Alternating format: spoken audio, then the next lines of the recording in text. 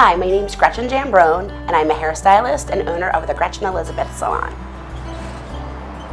I got into the hairdressing business when I was about 20 years old. I started hair school and finished within probably 12 months and then became a hairdresser.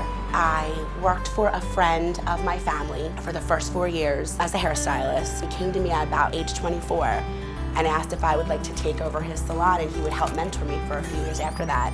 And I was scared to death. I figured if I didn't do it, then I'd probably regret it for the rest of my life. The process with how long it took me to take over while I was an employee, about 6 months. I had to sign a lot of paperwork, transfer the money over, and when that was all said and done and it was under my name, it took about 3 years of the previous owner to mentor me, to get me to where I needed to be, to kind of know just the ins and outs of the business, how to deal with people, how to deal with just the everyday business. So it took a few years after I had officially become the owner. I had an employee one time steal from me, and it was horrible, and she was sort of brand new, so I wasn't really sure about her, how she was, if she was a trustworthy person. I had to learn that, and in the process, we did find that she was stealing, so we had to try to prove that. It was just not the best thing. You really can't accuse somebody that you're not sure about, but it was very stressful.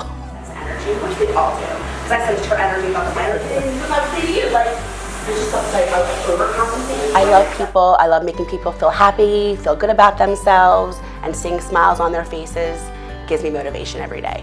A typical day here in the salon would be, you come in, you get your coffee, you have your first client, you start your color, or whatever process they're getting done.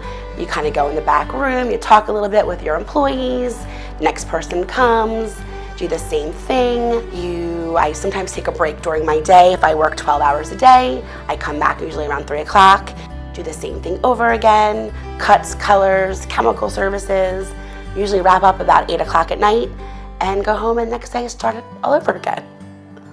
I'm more of a people person. I like to move around, hands-on, so I thought this would be the best thing for me. If I wasn't a hairstylist, I feel that I would be some type of artist, some type of designer, maybe try to do clothing, some kind of painting. That's where my heart is. I have dabbled in the art world. That's kind of where my heart was before I became a hairstylist. And I felt like I couldn't do school, so I felt this was some kind of art and it was a good outlet. I think the next thing for me in the salon would just be to keep up with the trends. Every day things are changing, hairstyles, trends, this, that, and the other. So I think just keeping up with it, taking classes, really just going with the flow of the world.